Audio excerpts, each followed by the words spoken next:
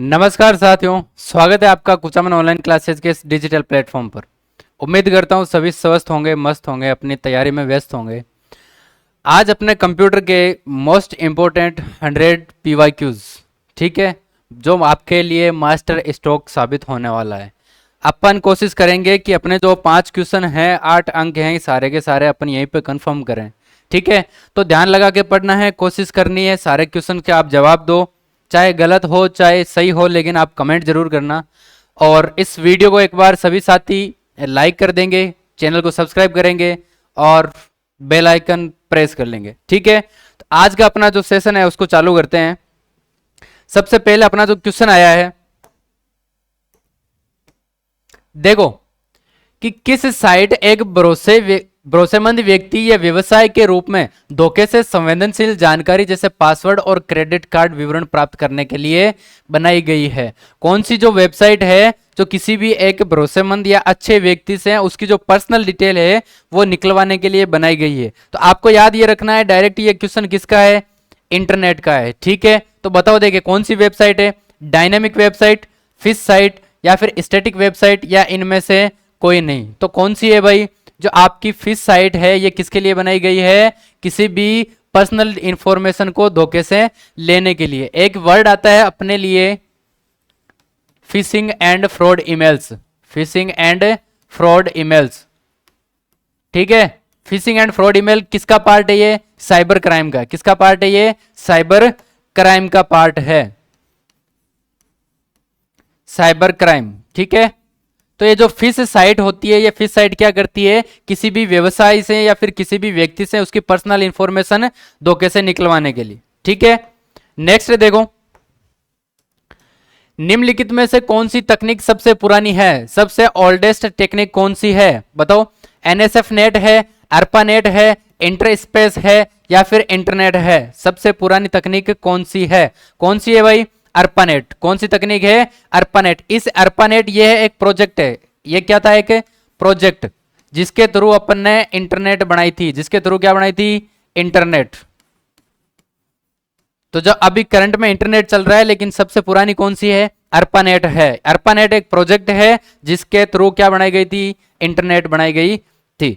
ठीक है, किसी लॉगिन नाम और पासवर्ड के प्रमाणीकरण को क्या कहा जाता है, किसी लॉगिन या पासवर्ड के जो ऑथेंटिकेशन होता है उसको क्या कहा जाता है, बताओ भाई क्या कहा जाता है उसको, ऑथेंटिकेशन। मतलब ऑथेंटिकेशन हिंदी का ही इंग्लिश रूप है, प्रमाणीकरण को इंग्लिश में क्या कहते हैं, ऑथेंटिकेशन। ठीक है, किस प्रकार का अटैक एक्टिव अटैक को इंगित करता है, किस प्रकार का अटैक, मतलब अटैक का मतलब ये नहीं है कि कंप्यूटर के ऊपर युद्ध होता है, ठीक है, उसके ऊपर प्रहार हो रहा है, बल्कि अटैक का मतलब कि जो साइबर अटैक होता है, जैसे मान लो कि आपके एंटीवायरस वगैरह ला करके छोड़ना, या फिर हैकिंग हो गया, फिशिंग एंड फ्रॉड ईमेल्स हो गया, ये जो सारी चीजें हैं ये अटैक है। इनके अंदर कौन सा अटैक है जो एक्टिव अटैक को इंगित करता है, बताओ।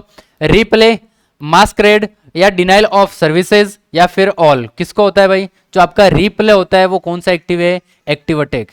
ठीक है, जो एक्टिव अटैक है कौन सा है आपका, रिप्ले। ठीक है, ये देखो कि कौन एक वायरस था जिसका पता पहली बार ARPANET पे चला, कौन सा वायरस था जिसका पता पहली बार ARPANET के ऊपर चला था, कौन सा था, क्रीपर, स्टक्सनेट, कॉन्सेप्ट या स्टॉर्मवॉर्म। कौन सा एक ऐसा वायरस था जिसका पता ARPANET के ऊपर चला था, कौन सा था आपका, क्रीपर। जो क्रीपर वायरस था उसका सर्वप्रथम पता कहां पर चला था आपका, ARPANET पे। कहां पे चला था, ARPANET पे। ठीक है, ARPANET अपन पहले अभी जस्ट पढ़े हैं। ARPANET क्या है, एक प्रोजेक्ट है, किसका प्रोजेक्ट है, इंटरनेट बनाने का प्रोजेक्ट। किसका प्रोजेक्ट है, ये इंटरनेट बनाने का प्रोजेक्ट है। ठीक है, आगे चलो।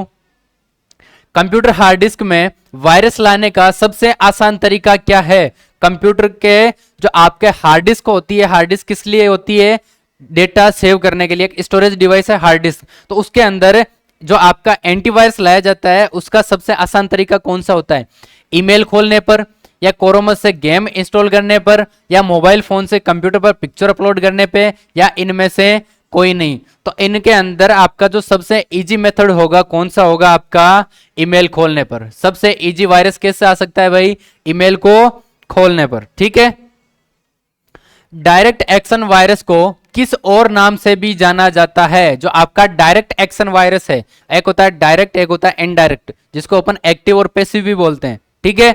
तो जो आपका डायरेक्ट एक्शन है उसको दूसरा नाम क्या दिया जाता है? देखो, नॉन रेजिडेंट वायरस, या पॉलीमॉर्फिक वायरस, या बूट सेक्टर वायरस, या मल्टीपार्टाइट वायरस। बताओ देखें, जो आपका डायरेक्ट एक्शन वायरस है उसका दूसरा नाम क्या है? Non resident. क्या है भाई? नॉन रेजिडेंट वायरस, ठीक है।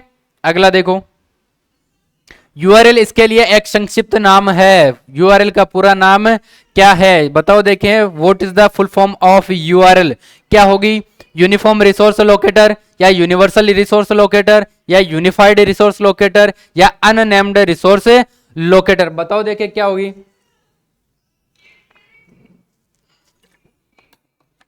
तो यूआरएल की फुल फॉर्म क्या होगी भाई? Uniform resource locator. यूआरएल की फुल फॉर्म क्या होगी? Uniform resource locator. Web page बनाने के लिए निम्नलिखित में से किसका उपयोग किया जाता है? जो आपके वेब पेज बनाए जाते हैं, वेब पेज कहां होते हैं? वेबसाइट के अंदर। जो वेबसाइट खोलते हैं तो उसके अंदर छोटे छोटे अपने को वेब पेज दिखते हैं, तो उन वेब पेज को बनाने के लिए अपन किसका उपयोग किया जाता है? बताओ देखें, HTML या XML या SGML या उपयुक्त सभी? बताओ देखें। देखो, अगर तुम्हें डायरेक्ट लैंग्वेज पूछी जाए ना, ऐसा पूछी जाए कि वेब पेज बनाने के लिए कौन सी लैंग्वेज का उपयोग किया जाता है, ठीक है, ऐसा पूछ ले डायरेक्ट कि वेब पेज बनाने के लिए कौन सी लैंग्वेज का उपयोग किया जाता है, तब तो है आपकी HTML। तब कौन सी है? HTML, हाइपरटेक्स्ट मार्कअप लैंग्वेज, ठीक है। ये HTML बनाई किसने है भाई? सर टिम बर्नर्स-ली ने। किसने बनाई है आपकी? सर टिम बर्नर्स-ली, ठीक है। फादर ऑफ HTML कौन है? Sir Tim Berners Lee. लेकिन अगर यह पूछा जाए कि वेब पेज बनाने के लिए इतने नाम दिए, इनमें से कौन कौन से जरूरत है, तो HTML की भी जरूरत पड़ेगी, XML की भी पड़ेगी, SGML की भी पड़ेगी। तो आंसर हो जाएगा आपका उपयुक्त सभी, ठीक है। विश्व का सबसे बड़ा नेटवर्क कौन सा है? विश्व का सबसे बड़ा नेटवर्क कौन सा है? इंटरनेट है, इंट्रानेट है, VPN है, या WAN? कौन सा है भाई? देखो, विश्व का सबसे बड़ा नेटवर्क आए तो आपको यहां पर वेन है ना, इसकी चीज ध्यान में रखना है। वैसे तो अगर देखा जाए तो सबसे बड़ा नेटवर्क कौन सा होता है? वेन ही होता है, ठीक है। 3 प्रकार के नेटवर्क अपन पढ़ते हैं, लेन, मैन और वेन, ठीक है। सबसे छोटा होता है लोकल एरिया नेटवर्क, फिर मेट्रोपॉलिटन एरिया नेटवर्क, उसके बाद होता है वाइड एरिया नेटवर्क। लेकिन विश्व का सबसे बड़ा नेटवर्क, मतलब कि सारे नेटवर्कों का जो हेड है उसको अपन क्या बोलते हैं? इंटरनेट। उसको अपन क्या बोलते हैं भाई? इंटरनेट। तो विश्व का सबसे बड़ा नेटवर्क कौन सा हो गया आपका? इंटरनेट, ठीक है। DAC का पूरा नाम क्या है? DAC का पूरा नाम क्या है? What is the full form of DAC? बताओ देखें। Digital to analogue converter, data access control, digital address conversion, या डिजिटल एड्रेस कन्वर्टर? बताओ देखें क्या होता है? Digital to analogue converter. Digital to analogue, ये डिजिटल और एनालॉग क्या होते हैं? ये सिग्नल्स होते हैं। ये क्या होते हैं? आपके सिग्नल होते हैं। एक होता है आपका डिजिटल सिग्नल, एक कौन सा होता है आपका? डिजिटल सिग्नल, ठीक है, और एक होता है आपका एनालॉग सिग्नल। इनको कैसे पहचाना जाता है? देखो, ये जो साइन होता है ये होता है आपके डिजिटल का, ठीक है। ये जैसे बॉक्स बन रहे हैं ये तो किसका है? डिजिटल का। और जैसे ये किसका हो गया? आपके एनालॉग का। ये किसका हो गया? आपके एनालॉग का, ठीक है। तो DAC की फुल फॉर्म क्या है? Digital to analogue converter. Internet connectivity को साझा करने की अनुमति किसमें होती है? इंटरनेट कनेक्टिविटी को साझा करने की अनुमति किसके अंदर होती है? बताओ देखें। हब के अंदर, एडेप्टर के अंदर, स्विच के अंदर, या प्लग के अंदर? किसके अंदर होती है आपकी? हब के अंदर। हब क्या है? एक नेटवर्किंग डिवाइस है। हब क्या है? एक नेटवर्किंग डिवाइस है, ठीक है। आगे देखो, IMAP प्रोटोकॉल किसमें उपयोग किया जाता है? जो आपका IMAP प्रोटोकॉल है ये किसके अंदर उपयोग किया जाता है? ये किया जाता है भाई आपके ईमेल के अंदर। किसके अंदर किया जाता है? आपका ईमेल के अंदर, ठीक है। प्रॉक्सी फायरवॉल फिल्टरिंग किस लेयर में होती है? जो आपकी प्रॉक्सी फायरवॉल है उसकी फिल्टरिंग किस लेयर के अंदर होती है? एप्लीकेशन लेयर में। किस लेयर में होती है? आपकी एप्लीकेशन लेयर के अंदर। निम्न कैरेक्टर में से किसका ईमेल एड्रेस में विशेष मतलब होता है? ये 3 आपको कैरेक्टर दिए हुए, 3 साइन दिए हुए हैं। अगर आपने कभी भी किसी को ईमेल लिखा है या फिर ईमेल आपने रिसीव किया है तो, या खुद की ईमेल आईडी आपने कभी देखी होगी, तो इनमें से कौन सा है जो कंपलसरी आपका? @ @ जो है हर ईमेल के अंदर क्या होना चाहिए? कंपलसरी होना ही चाहिए। नेक्स्ट देखो, वेब आधारित चैट सेवा का एक उदाहरण है। जो वेब आधारित चैट सेवा है उसका उदाहरण क्या है? चैट सभी लोग करते हैं, ठीक है। चैट का मतलब क्या हो गया कि एक मैसेजिंग के थ्रू जो अपन बात करते हैं किसी से, उसके लिए अपने को इंटरनेट चाहिए, ठीक है। तो जो वेब के थ्रू जो चैट होती है उसका एक एग्जांपल क्या है? देखो स्काइप है, जीमेल है, हॉटमेल है या स्पैम है। देखो स्पैम तो एक तरीके से क्या हो गया, साइबर क्राइम हो गया। हॉटमेल भी नहीं होगा, जीमेल भी, जीमेल में कोई चैटिंग नहीं करता। लेकिन जो स्काइप है ये किसमें है? आपका वेब आधारित चैट सेवा। किसका है? वेब आधारित चैट सेवा, ठीक है। देखो मुफ्त विश्वकोश है एनक्लाइडोपीडिया, एनसाइक्लोपीडिया, कौन सा है? गूगल, विकिपीडिया, बिंग या पेज रैंक। कौन सा है भाई आपका? विकिपीडिया जो है ये क्या है? एक एनसाइक्लोपीडिया है, ठीक है। कौन सा? मुफ्त है, फ्री में आपको क्या करता है? सारी की सारी जानकारी प्रोवाइड करवाता है। नेक्स्ट का उपयोग इंटरनेट डोमेन नाम को इंटरनेट प्रोटोकॉल एड्रेस में अनुवाद करने के लिए किया जाता है। जैसे डोमेन नेम था www vmou, इसका आईपी एड्रेस को इसने किसमें कन्वर्ट कर दिया? न्यूमेरिकल में। मैं पहले आराम से कम 3 या 4 वीडियो में पढ़ा चुका हूं, आपने कभी ध्यान दिया होगा कि जो आपका कंप्यूटर है वो उसको एबीसीडी समझ में नहीं आती, उसको अल्फाबेट समझ में नहीं आती, वो क्या समझता है? आपका न्यूमेरिकल। और ये अल्फाबेट को न्यूमेरिकल में कन्वर्ट करने का काम कौन करेगा? आपका क्या वीपीएन करेगा, डीएनएस करेगा, डीवीडी करेगा या सीडी करेगा? कौन करेगा? आपका डीएनएस करेगा। कौन करेगा? डीएनएस। अब मैं आपसे यहां पर एक क्रॉस क्वेश्चन करूंगा कि डीएनएस की फुल फॉर्म क्या होती है? डीएनएस की फुल फॉर्म आप कमेंट करके बताओगे। निम्नलिखित में से कौन सर्वर एवं वर्क स्टेशन के मध्य संपर्क स्थापित करता है? सर्वर और जो वर्क स्टेशन है इन दोनों के बीच के अंदर जो संपर्क है, जो कन्वर्सेशन स्थापित कौन करवाता है? बताओ। इंटरस्पेस करवाता है, बैकबोन, टर्मिनल एक्सेस पॉइंट या फिर गेटवे? कौन करवाता है? आपका टर्मिनल एक्सेस पॉइंट, ठीक है। ये क्या करवाता है? सर्वर और जो वर्क स्टेशन है जहां से काम हो रहा है उसके बीच में क्या करवाएगा? संपर्क स्थापित करवाएगा, ठीक है। अगला देखो, निम्न में से कौन सा नेटवर्क संचार के लिए सबसे तेज माध्यम है? कौन सा नेटवर्क संचार के लिए सबसे तेज माध्यम है? बताओ कौन सा है भाई? आपका फाइबर ऑप्टिकल केबल। कौन सा है? Fibre optical cable. नियंत्रण इकाई और अंक गणितीय तर्क इकाई को एक साथ सामान्यतः क्या कहा जाता है? बताओ। देखें, जो आपकी नियंत्रण इकाई और जो तर्क इकाई को एक साथ अगर अपन रखें तो उसको अपन क्या बोलेंगे? बताओ। अभिकलात्मक इकाई, संग्रहण इकाई, स्ट्रीमिंग इकाई या प्रोसेसिंग यूनिट? क्या बोलेंगे इसको? Processing unit. देखो हिंदी के अंदर लिखा हुआ है तो आपको मतलब कि बहुत ज्यादा ये टफ क्वेश्चन लग रहा होगा। देखो नियंत्रण इकाई का मतलब क्या हो गया? आपका कंट्रोल यूनिट। नियंत्रण इकाई का मतलब क्या हो गया? कंट्रोल यूनिट, मतलब कि आपकी सीयू। अंक गणितीय तर्क इकाई, अंक गणितीय मतलब कैलकुलेशन का काम, और कंप्यूटर में सीपीयू में कैलकुलेशन का काम कौन करता है? आपका एलयू। कौन करता है?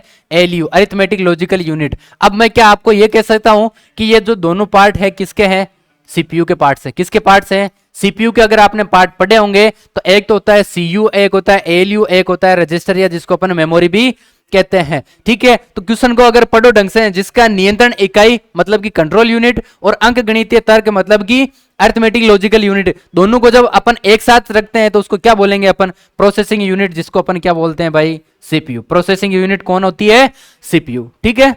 आगे देखो, सेंट्रल प्रोसेसिंग यूनिट के भाग निम्नलिखित में से कौन से हैं? सेंट्रल प्रोसेसिंग यूनिट के भाग निम्नलिखित में से कौन से हैं? देखो कंट्रोल यूनिट है, अरिथमेटिक लॉजिकल यूनिट है, ठीक है। इनपुट यूनिट, ये तो प्रोसेसिंग की जरूरत नहीं है, तो कौन सा हो जाएगा आपका आंसर? कंट्रोल यूनिट और अरिथमेटिक लॉजिक यूनिट। निम्नलिखित विकल्पों में से कौन सा दिए गए कथनों की सत्यता का सर्वोत्तम वर्णन करता है? कथन पढ़ने आपको, और जो दिए गए हैं उसमें से सबसे ज्यादा सत्यता का सर्वोत्तम वर्णन कौन करता है? देखो पहला क्या दिया हुआ है कि जो आपकी सीपीयू है ये सीधे प्राथमिक संग्रहण के साथ संचार करता है। बिल्कुल सही बात है, क्या ये राइट है? ठीक है। दूसरा क्या दिया हुआ है? हार्ड डिस्क पर संग्रहित डेटा को पहले प्राथमिक संग्रहण में स्थानांतरित किया जाता है और इसके बाद इसे सीपीयू द्वारा प्राप्त एक्सेस किया जाता है। ये भी राइट है, ठीक है। दोनों चीजें राइट है, दोनों सही है। एक सही दो गलत, एक गलत दो सही, ये तो कोई सही नहीं है। अपन मैं जब बोल रहा हूं कि ये दोनों सही है तो आंसर क्या हो जाएगा आपका? ए आंसर हो जाएगा, ठीक है। निम्नलिखित में से कौन सी यूनिट किसी प्रोग्राम के निर्देशों को पूरा करने के लिए कंप्यूटर के अन्य घटकों को निर्देश देकर सिस्टम की अन्य सभी यूनिट्स की गतिविधियों का समन्वय करती है? ठीक है, बड़ा क्वेश्चन है, घबराना नहीं है, क्वेश्चन को समझो। क्या कह रहा है कि निम्नलिखित में से कौन सी यूनिट किसी प्रोग्राम के निर्देशों को पूरा करने के लिए कंप्यूटर के अन्य घटकों को निर्देश देकर सिस्टम की अन्य सभी यूनिट्स की गतिविधियों का समन्वय करती है? सीधी सी बात है कि सारा जो भी प्रोसेस हो रहा है उसको निर्देश कौन दे रहा है, उसको कंट्रोल कौन कर रहा है? आपका कंट्रोल यूनिट। कौन कर रहा है? आपका कंट्रोल यूनिट। क्योंकि देखो अरिथमेटिक लॉजिकल यूनिट कैलकुलेशन का काम हो गया, स्टोरेज कुछ भी डेटा सेव करने का आ गया, और जो आपका आउटपुट है, या आउटपुट क्या करेगा, कोई भी डेटा उसको रिजल्ट के तौर पर बाहर लेके जाएगा। तो इन सभी गतिविधियों का समन्वय मतलब इसका कंट्रोल कौन करता है? आपका कंट्रोल यूनिट। ठीक है, रजिस्टर किसका समूह है? रजिस्टर किसका समूह है? फ्लॉपी फ्लॉप का, और गेट का, एंड गेट का, या कोई नहीं? किसका है भाई? आपका जो फ्लिप फ्लॉप है, जो आपका फ्लिप फ्लॉप है उसका समूह क्या कहलाता है? आपका रजिस्टर। ठीक है, एक सीपीयू रजिस्टर है जिसका उपयोग प्रोग्राम निष्पादन के दौरान अगले निर्देश मतलब कि जो इंस्ट्रक्शन है उसके एड्रेस को संग्रहित करने के लिए किया जाता है। ठीक है, एक सीपीयू क्या है? रजिस्टर है, सीपीयू रजिस्टर है। इसका उपयोग प्रोग्राम निष्पादन के दौरान अगले इंस्ट्रक्शन के एड्रेस को स्टोर करने के लिए किया जाता है। बताओ, क्या एक्यूमुलेटर हो, इंडेक्स रजिस्टर है, प्रोग्राम काउंटर है, या फिर मेमोरी डेटा रजिस्टर है? कौन सा है? आपका प्रोग्राम काउंटर, प्रोग्राम काउंटर। ठीक है, नेक्स्ट क्वेश्चन देखो कि निम्नलिखित में से वे कौन सी प्रणाली है जो वास्तविक डेटा प्रोसेसिंग न करके एक पर्यवेक्षक के रूप में कंप्यूटर की, ठीक है, कि वो कौन सी प्रणाली है जो वास्तविक मतलब जो रियल डेटा प्रोसेस नहीं करके एक पर्यवेक्षक के रूप में कंप्यूटर के अन्य इकाइयों के मध्य नियंत्रण और समन्वय का कार्य करती है? ठीक है, एक मेन मेमोरी नहीं होकर के जो दो होती है उनके बीच में नियंत्रण और समन्वय का काम कौन करती है?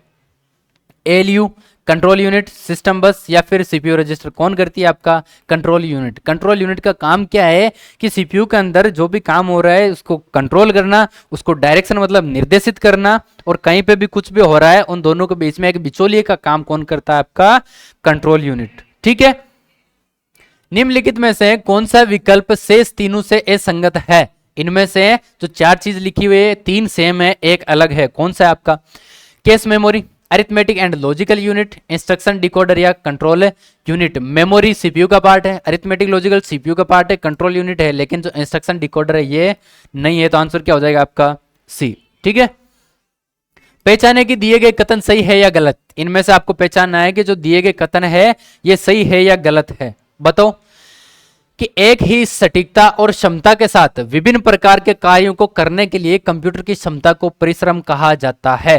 एक ही सटीकता और क्षमता के साथ विभिन्न प्रकार के कार्य मतलब कि मल्टीटास्किंग, एक ही टाइम पर आपको क्या कर रहे हैं? मल्टीटास्किंग। इसकी क्षमता को परिश्रम कहा जाता है? नहीं, इसकी क्षमता को परिश्रम नहीं कहा जाता है। ठीक है, बहुमुखी प्रतिभा यह सुनिश्चित करती है कि कंप्यूटर को कोई थकान या एकाग्रता की कमी महसूस न हो। ऐसी कोई बात नहीं होती है। ठीक है, जो बहुमुखी प्रतिभा है इसका काम ये थोड़ी है कि कंप्यूटर को कोई थकान या एकाग्रता की कमी महसूस हो रही है या नहीं हो रही है। तो ठीक है, आंसर क्या हो जाएगा? आपका दोनों सत्य है। आंसर क्या हो जाएगा? आपका दोनों असत्य है। ठीक है, निम्नलिखित में से कि सीपीयू रजिस्टर का उपयोग डेटा और एएलयू द्वारा उत्पन्न किए गए मध्यवर्ती परिणामों को संग्रहित करने के लिए किया जाता है।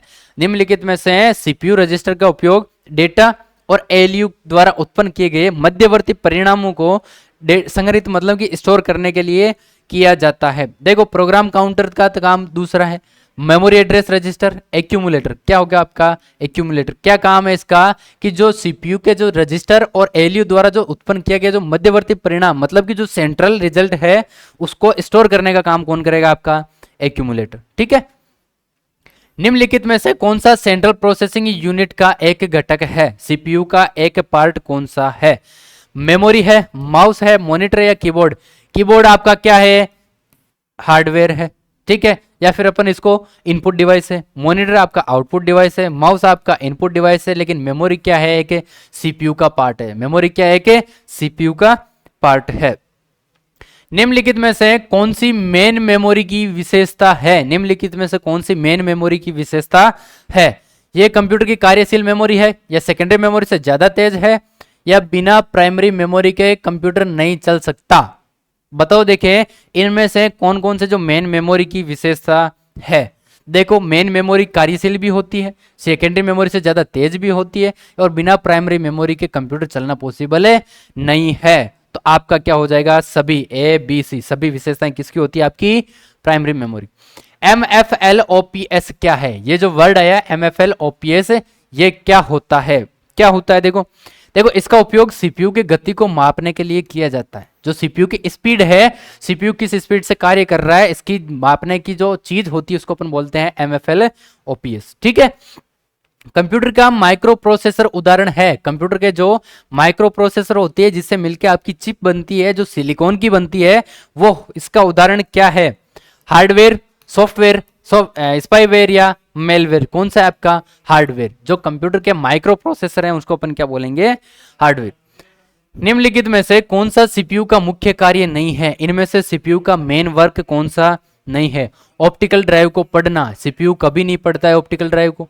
इसके अलावा अरिथमेटिक और तार्किक कार्य भी सीपीयू करता है, डेटा को संग्रहित मतलब कि प्रोग्राम को स्टोर करने का काम भी वही करेगा। और प्राइमरी स्टोरेज या मुख्य मेमोरी के निकट से संपर्क कौन रखता है, आपका सीपीयू। लेकिन जो सीपीयू है आपका ऑप्टिकल ड्राइव को कभी नहीं पढ़ता है। ठीक है, किसी कंप्यूटर सिस्टम में सभी ऑपरेशन कहाँ प्रोसेस किए जाते हैं, सभी के सभी जो ऑपरेशंस होते हैं वो कहाँ प्रोसेस किए जाते हैं, आपके सीपीयू के अंदर। क्यों किए जाते हैं, क्योंकि ये उसका क्या है, ब्रेन ऑफ कंप्यूटर है। ठीक है, आपके जो भी डिसीजन लिए जाते हैं वो कहाँ प्रोसेस किए जाते हैं, आपके ब्रेन के अंदर। उसी हिसाब से जो सीपीयू, जो कंप्यूटर आपका जो भी डिसीजन लेगा वो सभी ऑपरेशन कहाँ प्रोसेस किए जाएंगे, आपके सीपीयू के अंदर। ठीक है, सीपीयू रजिस्टर के आकार मतलब कि साइज को भी कहा जाता है, और यह इंगित करता है कि कंप्यूटर किसी भी समय कितने डेटा एक साथ कार्य कर सकता है। ठीक है, क्या होता है ये, शब्द का आकार, क्या होता है, शब्द का आकार।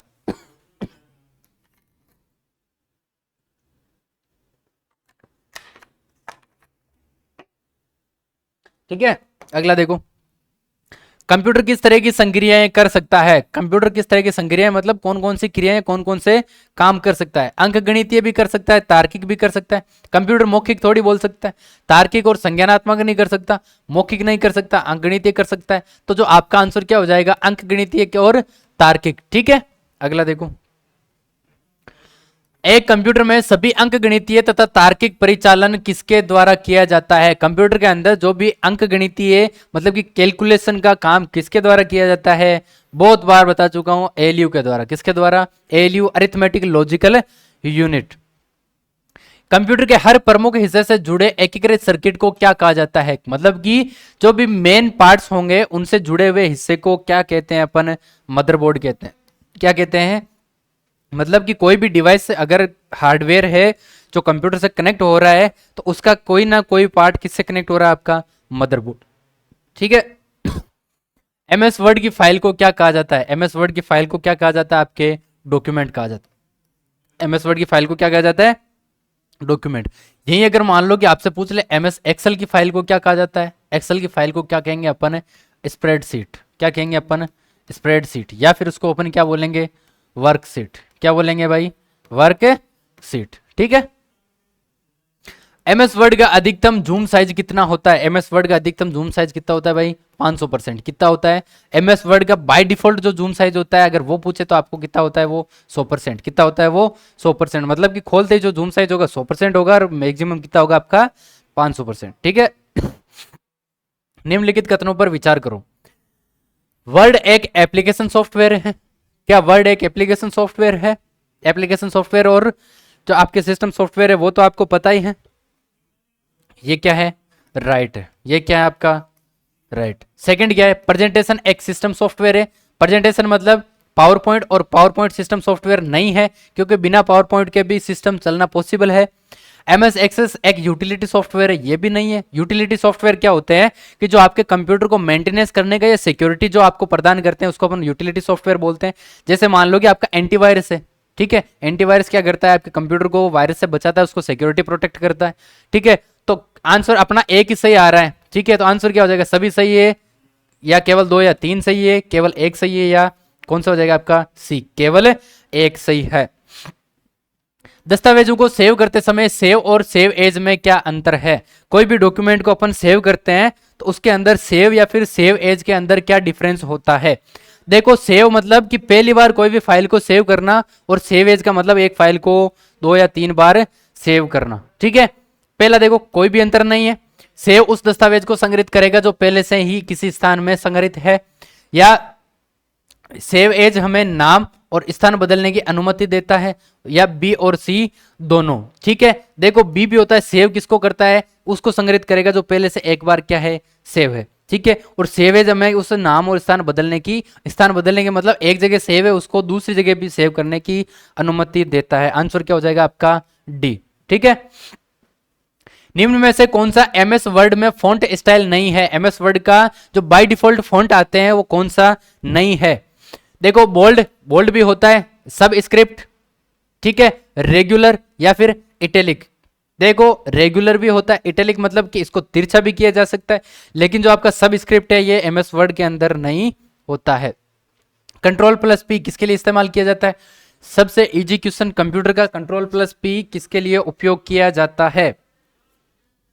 कोई भी डॉक्यूमेंट को प्रिंट करने के लिए। किसके लिए किया जाता है? कोई भी डॉक्यूमेंट को प्रिंट करने के लिए। अगला देखो, एमएस वर्ड में कैरेक्टर स्पेसिंग स्केल की अधिकतम तथा न्यूनतम सीमा क्या होती है? कैरेक्टर स्पेसिंग स्केल मतलब कि कोई भी आपने वर्ड लिखे हुए इनके बीच के अंदर जो स्पेस है, इसकी स्केल मतलब कि इसकी जो पैमाना है, इसका जो लास्ट होता है वो न्यूनतम और अधिकतम कितना होता है? बताओ कितना होता है भाई? 1 से लेकर के 600%। कितना होता है? 1 से लेकर के 600%। एक दस्तावेज की सभी सामग्री को चयनित करने के लिए हम किसका प्रयोग किए जाते हैं? एक दस्तावेज की सभी सामग्री मतलब कि जितना भी कंटेंट लिखा हुआ है सारे को एक साथ सेलेक्ट करने के लिए अपन किसका उपयोग करते हैं?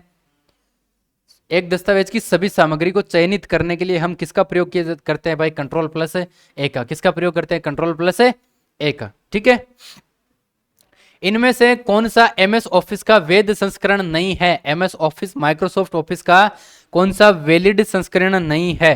बताओ। देखो 2007 भी आया था, 2003 भी आया था, ऑफिस 97 भी चलता था, लेकिन 2005 नाम का कोई भी आपका संस्करण नहीं आया था। एमएस वर्ड में फॉन्ट साइज का यूनिट क्या होता है? इंच के अंदर होता है, सेंटीमीटर में होता है, पॉइंट में होता है, या सभी के अंदर होता है? किस में होता है आपका? पॉइंट। जैसे मान लो कि 12 का है या फिर 26 का है या फिर 14 का है, ये सारे किस में आते हैं? ये पॉइंट के अंदर आते हैं। ये किस में आते हैं? सारे पॉइंट के अंदर आते हैं। ठीक है, एक टेक्स्ट पर स्ट्राइक थ्रू का क्या अर्थ होता है? एक टेक्स्ट के ऊपर स्ट्राइक थ्रू का मतलब क्या होता है? कि टेक्स्ट के मध्य में एक रेखा खींचना। ठीक है, मैंने कुछ भी लिख दिया, यहां पर लिख दिया, जैसे मान लो कि राम अच्छा लड़का है, ये मैंने लिख दिया, राम अच्छा लड़का है। ठीक है, अब इसके अंदर मान लो कि ऐसे मैंने एक लाइन खींच दी, उसको अपन क्या बोलते हैं? स्ट्राइक थ्रू बोलते हैं। ड्रॉप कैप के लिए आप कितने अलग अलग पोजीशन सेट कर सकते हैं? ड्रॉप कैप के लिए आप कितने अलग अलग पोजीशन सेट कर सकते हैं भाई? 2 कर सकते हैं। कितने कर सकते हैं अपन? 2 कर सकते हैं। एमएस वर्ड में किसका उपयोग फॉर्म लेटर बनाने के लिए किया जाता है? जब आप प्रत्येक प्रति को अलग अलग प्राप्तकर्ताओं को भेजने के लिए बहुत अधिक बार प्रिंट या ईमेल करते हैं, तो किसका करते हैं अपन भाई? मेल मर्ज का। किसका उपयोग करते हैं अपन? मेल मर्ज का। जब एक ही डॉक्यूमेंट को बार बार प्रिंट करना या एक साथ में कई लोगों को भेजना है तो किसका करते हैं अपन? मेल मर्ज का। ठीक है, किसी भी डॉक्यूमेंट को प्रिंट करना हेतु निम्न में से किस संक्षिप्त कुंजी का प्रयोग किया जाता है? कोई भी डॉक्यूमेंट को प्रिंट करने के लिए अभी जस्ट पढ़ा अपन ने, किसका प्रयोग किया जाता है भाई? कंट्रोल+P का। ठीक है, एमएस वर्ड में कंट्रोल+रिटर्न का प्रयोग किस लिए किया जाता है? एमएस वर्ड के अंदर कंट्रोल+रिटर्न का प्रयोग किस लिए किया जाता है? आपका पेज ब्रेक करना है तो किस लिए किया जाता है? पेज ब्रेक मतलब पेज को बीच में से तोड़ने के लिए, अलग करने के लिए। ठीक है, एरियल क्या है? बताओ। देखिए एरियल जो आपने वर्ड देख रहे हो, ये एरियल क्या होता है? Font alignment, font style, font face, या फिर उपयुक्त में से कोई नहीं। ये क्या होता है? फॉन्ट फेस मतलब कि एक फॉन्ट का नाम है। क्या है? फॉन्ट का एक नाम है फॉन्ट का। ठीक है, एरियल नाम का क्या होता है? एक फॉन्ट होता है जो एमएस ऑफिस या फिर कहीं पे भी जो बाय डिफॉल्ट होता है। ठीक है,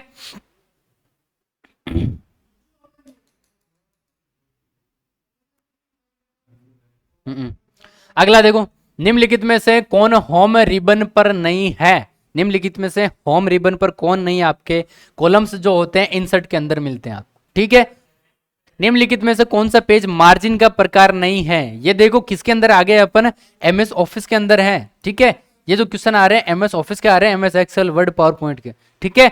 तो निम्नलिखित में से कौन सा पेज मार्जिन का प्रकार नहीं है? लेफ्ट होता है, राइट होता है, सेंटर होता है, टॉप होता है। तो जो मार्जिन का प्रकार होता है उसके अंदर सेंटर का कोई काम नहीं होता है। या तो आप लेफ्ट से लिखोगे, राइट से लिखोगे, या नीचे लिख रहे हो, ऊपर लिख रहे हो, ठीक है। सेंटर का मार्जिन के अंदर कोई प्रकार नहीं होता है। मिलान करो, देखो एक तरफ शॉर्टकट की दी हुई है, दूसरी तरफ आपको इसके उपयोग दिए हुए हैं। आपको क्या करना है? इसका मिलान करना है, ठीक है। देखो कंट्रोल प्लस यू किसके लिए उपयोग होता है? कंट्रोल प्लस यू किसके लिए? अंडरलाइन के लिए। कोई भी नाम लिखा है उसके लिए अंडरलाइन करने के लिए कंट्रोल प्लस यू, ठीक है। कंट्रोल प्लस सी किसके लिए होता है? कॉपी के लिए। किसके लिए होगा भाई? कॉपी के लिए। और कंट्रोल प्लस वी किसके लिए होगा? पेस्ट करने के लिए, ठीक है। तो क्या हो रहा है आपका? के, गे और खे किस में आ रहा है? देखें के, गे और खे, आंसर क्या हो जाएगा आपका? सी, ठीक है। फॉन्ट डायलॉग बॉक्स के लिए शॉर्टकट की क्या होती है? जो फॉन्ट का अलग से डायलॉग बॉक्स दिया हुआ होता है, फॉन्ट का मतलब क्या होता है कि राइटिंग्स, जैसे मान लो कि अलग अलग राइटिंग होती है, अलग अलग फॉन्ट होते हैं, उनका जो डायलॉग बॉक्स क्या होता है, उसकी शॉर्टकट की होती है आपकी कंट्रोल प्लस डी। क्या होती है आपकी? Control plus D. MS word में जो आपकी गटर मार्जिन को निम्न पदों में से किससे सेट किया जा सकता है? जो आपकी एमएस वर्ड के अंदर जो गटर मार्जिन होती है वो निम्न पदों में सेट किया जा सकता है। कहां कहां किया जा सकता है? बायां और दायां नहीं किया जा सकता, केवल बायां नहीं, बायां और नीचे नहीं। किस में होता है? बायां और शीर्ष पे। किस पे होता है? बायां और शीर्ष पे, ठीक है। निम्न में से कौन सा ऑफिस ऑटोमेशन के संदर्भ में सही नहीं है? ऑटोमेशन जो एनिमेशन होते हैं, जब एनिमेशन ऑटो मतलब अपने आप होते हैं, उसको बोलते हैं अपन ऑटोमेशन, ठीक है। देखो देखें, ये कर्मचारियों के बीच अनौपचारिक संचार में वृद्धि करेगा, गलत बात है। अपने को क्या है? संदर्भ के अंदर सही नहीं है, ठीक है, सही नहीं है। औपचारिक वृद्धि करेगा, सही है। मानवीय पहलू ऑफिस ऑटोमेशन को लागू करने में विचार किया जाना चाहिए। यह कार्यालय उत्पादकता को बढ़ाता है, आंसर क्या हो जाएगा? सभी सही है, इसके अंदर कोई भी गलत नहीं है, ठीक है। आप फॉर्मेटिंग टूल बार पर फॉन्ट साइज टूल तक कैसे पहुंच सकते हैं? जो फॉर्मेटिंग के अंदर जो टूल बार होते हैं उसके अंदर जो फॉन्ट का साइज है उस टूल तक आप कैसे पहुंचोगे? आपको क्या करना होगा? Control plus shift plus P दबाना होगा। क्या दबाना होगा? Control plus shift plus P, ठीक है। हेडर और फुटर में टेक्स्ट और ग्राफिक्स के साथ साथ क्या शामिल हो सकते हैं? हेडर और फुटर के अंदर जो हेडर और फुटर ऊपर की जो थोड़ी सी जगह और नीचे की थोड़ी सी जगह, इसके अंदर जो टेक्स्ट और ग्राफिक के अलावा और क्या क्या हो सकता है? देखो करंट डेट दे सकते हैं, उसके अंदर पेज नंबर दे सकते हैं, या फिर करंट टाइम दे सकते हैं। तीनों चीजें दे सकते हैं, आंसर क्या हो जाएगा आपका? उपयुक्त है सभी। पैराग्राफ मार्क एक फॉर्मेटिंग मार्क है जो इंगित करता है कि कहां दबाया गया था।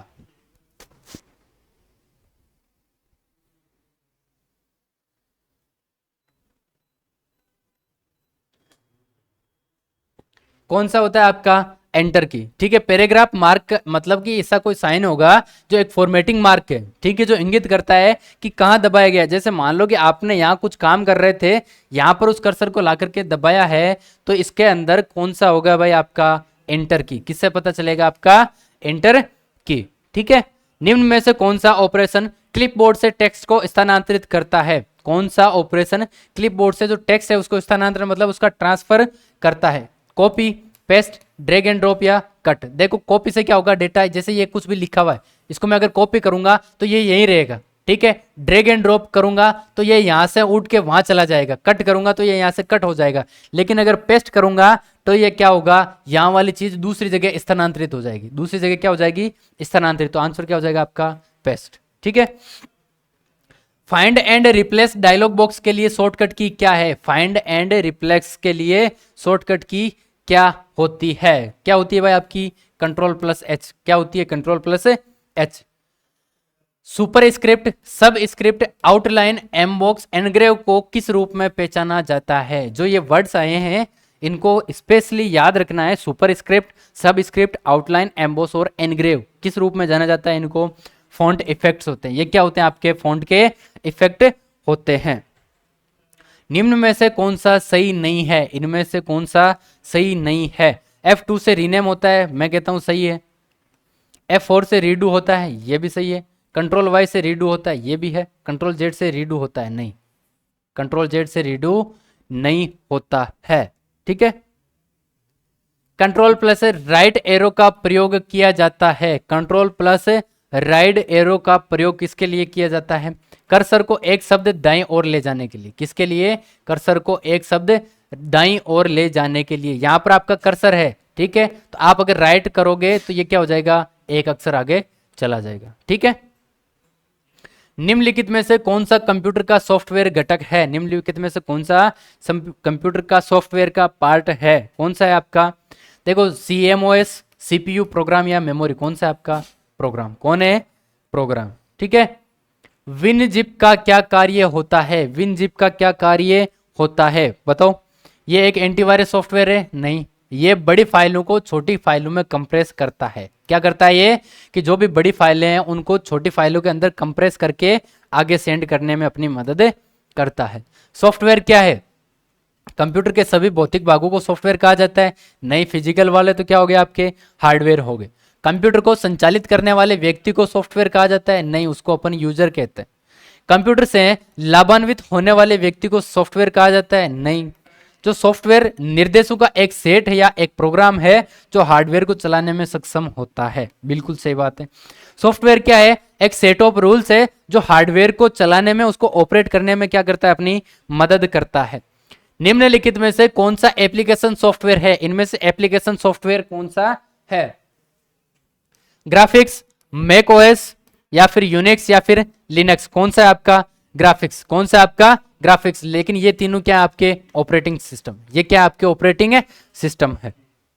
निम्नलिखित में से वे कौन सा प्रोग्राम है जो उच्च स्तरीय भाषा में दिए गए प्रत्येक निर्देश को रूपांतरित करता है और अगले निर्देश पर जाने से पहले इसे निष्पादित करता है?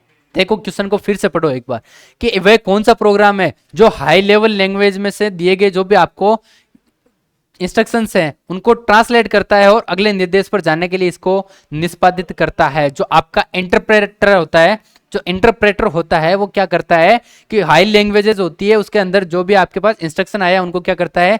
ट्रांसलेट करता है। क्या करता है? उसको ट्रांसलेट करता है। वह सिस्टम प्रोग्राम क्या कहलाता है जो किसी निर्देश को एक ही समय पर रूपांतरित और निष्पादित कर सकता है? ऐसा कौन सा सिस्टम प्रोग्राम है जो एक ही टाइम पर उसको ट्रांसलेट भी कर देगा और उसको एग्जीक्यूट भी कर देगा? कौन सा होगा आपका? असेंबलर। कौन सा होगा आपका? असेंबलर, ठीक है। नेक्स्ट देखो, कौन सा वे प्रोग्राम संग्रह है जो यह नियंत्रित करता है कि आपकी कंप्यूटर प्रणाली किस प्रकार चलती है और सूचनाओं को संसाधित करती है? कौन सा प्रोग्राम है जो यह तय करेगा कि आपके जो कंप्यूटर उसकी प्रणाली किस प्रकार से चलती है और सूचनाओं को संसाधित करती है? कौन सा होगा? ऑपरेटिंग सिस्टम, इंटरप्रेटर, या फिर कंपाइलर, या MS ऑफिस? कौन सा होगा आपका? कंपाइलर। कौन सा हो जाएगा आपका? कंपाइलर, ठीक है। संपूर्ण प्रोग्राम को मशीनी भाषा में परिवर्तित करने वाला कंप्यूटर प्रोग्राम क्या कहलाता है? जो सारे भी कंप्यूटर जो भी प्रोग्राम है उसको जो मशीनी लैंग्वेज के अंदर कन्वर्ट करने वाला कंप्यूटर प्रोग्राम क्या कहलाता है आपका? कंपाइलर। क्या कहलाता है आपका? कंपाइलर। सिमुलेटर, कन्वर्टर या इंटरप्रेटर नहीं होता है, इसको अपन क्या बोलते हैं? कंपाइलर, ठीक है। निम्न में से कौन सा उपयोगिता सॉफ्टवेयर नहीं है? उपयोगिता मतलब कि अपने लिए इंपॉर्टेंट कौन सा नहीं होता है? एंटीवायरस होता है, डिस्क डिफ्रेगमेंटर भी होता है, फाइल प्रबंधक भी होता है, लेकिन जो नोटपैड है ये जरूरी नहीं है, रखो तो रखो, नहीं रखो तो मत रखो, ठीक है। निम्न में से कौन सा एक विशेष प्रयोजन एप्लीकेशन सॉफ्टवेयर है? विशेष प्रयोजन मतलब कि स्पेशल पर्पज। एक होता है आपका सॉफ्टवेयर के अंदर आता है आपका SPS, ठीक है, इसको अपन क्या बोलते हैं? Special purpose software. Special purpose software, ठीक है। स्पेशल पर्पज सॉफ्टवेयर मतलब कि विशेष प्रयोजन एप्लीकेशन सॉफ्टवेयर कौन सा है? बताओ देखिए कौन सा है? विंडोज तो सबके लिए होता है, डेटाबेस प्रबंधन प्रणाली सबके लिए होती है, लिनक्स भी होता है, लेकिन जो पेरोल प्रणाली है ये क्या होती है? आपकी स्पेशल पर्पज सॉफ्टवेयर होती है। देखो एक एग्जांपल देखें अपन SPS का, तो SPS मतलब स्पेशल पर्पज मतलब कि मेरे खुद के इंपॉर्टेंट के लिए, खुद के जरूरत के लिए जब मैं कोई सॉफ्टवेयर बनाता हूं तो उसको अपन बोलते हैं SPS। जैसे कि कुचामन ऑनलाइन क्लासेस का जो एप्लीकेशन है, एप्लीकेशन वो क्या है? एक सॉफ्टवेयर है। जो आपका ऐप है वो क्या है? सॉफ्टवेयर है। लेकिन सॉफ्टवेयर कौन सा है? वो SPS है, स्पेशल पर्पज सॉफ्टवेयर है, जो केवल एजुकेशन के पर्पज से या फिर खुद के पर्पज से वो बनाया गया है, तो वो क्या है? आपका SPS है, ठीक है।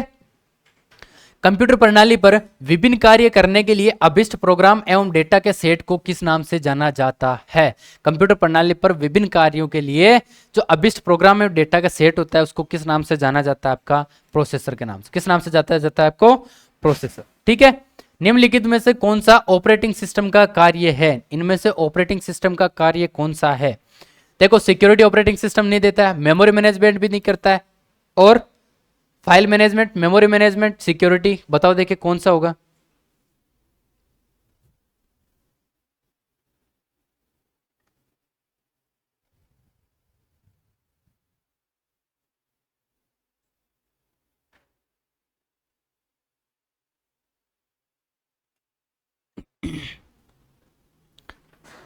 देखो, ऑपरेटिंग सिस्टम आपका क्या करता है? सिक्योरिटी देता है क्या? नहीं। Memory management? नहीं। लेकिन ये क्या करता है? आपकी फाइलों को मैनेज करेगा। क्या करेगा? ये आपकी फाइलों को मैनेज करेगा।